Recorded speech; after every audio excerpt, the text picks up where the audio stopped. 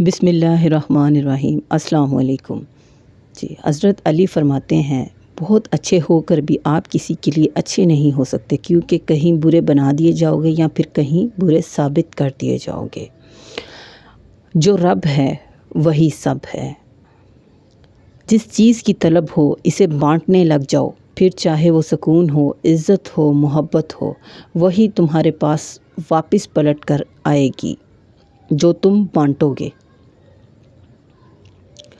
جو عبادتیں اخلاق اور کردار پر اثر انداز ہوں سکیں وہ مشقت کے سوا کچھ نہیں۔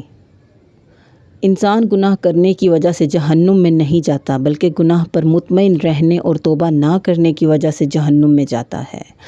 درگاہ کے بھکاری زائرین سے زیادہ باشعور ہوتے ہیں۔ وہ ہمیشہ زندہ لوگوں سے مانگتے ہیں۔ جنہیں ہمارے ساتھ کی ضرورت ہوتی ہے وہ ہماری بڑی سے بڑی غلطی کو بھی معاف کر دیتے ہیں، اور جو ہم سے بیزار ہوں وہ ہماری چھوٹی سے چھوٹی بات پر بھی ہاتھ چھڑا لیتے ہیں۔ سب اپنے مفاد کی جنگ لڑ رہے ہیں، رشتے کون نبھاتا ہے؟ اور ابھی تک اگر آپ جڑے ہیں میرے چینل کے ساتھ تو اسے سبسکرائب کر دیں پلیز۔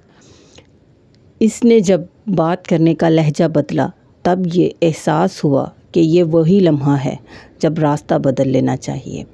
ہم زندہ بندوں کو روٹی نہیں دیتے مگر مرے ہوئوں کے نام پر دیگیں دیتے ہیں۔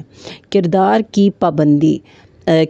کی بلندی میں یہ بات شامل ہے کہ آپ لوگوں کے عیوب سے تغافل اور انہیں یوں ظاہر کریں کہ آپ کچھ جانتے ہی نہیں۔ بولنا چاندی ہے اور خاموشی سونا۔ اچھے وقت کی 5 نشانیاں۔ فجر کے وقت آنکھ کا کھلنا، جس کو دین کی سمجھ آنی شروع ہو جائے، جو آزمائش کے وقت صبر سے کام لے، چہرے پر رونق آنے لگ جائے۔ حضرت علی کرم اللہ وجہہ نے فرمایا، جب کسی کے چہرے پر رونق آنی شروع ہو جائے تو سمجھ جاؤ کہ اس کا اچھا وقت شروع ہو گیا ہے۔ جو رشتہ دار اچانک آپ کے دشمن بن جاتے ہیں دراصل وہ شروع سے ہی آپ سے نفرت کرتے ہیں، لیکن وہ اداکاری اور منافقت کا لبادہ اوڑھے ہوتے ہیں۔ رشتہ، تمام رشتوں میں سب سے کمزور رشتہ ہماری روح کا ہے۔ نہ جانے کب چھوٹ جائے۔ توبہ کرنے میں دیر مت کیجیے۔ کچھ فیصلے بالکل خودکشی کی طرح ہوتے ہیں، بہت مشکل، شفاف، مایوس کن اور سخت، مگر کرنے پڑتے ہیں۔ روشنی یوں ہی نہیں ہوتی، کچھ نہ کچھ تو جلانا پڑتا ہے۔ اور پلیز میرے چینل کو سبسکرائب کر دیں اور اس ویڈیو کو لائک کر دیں۔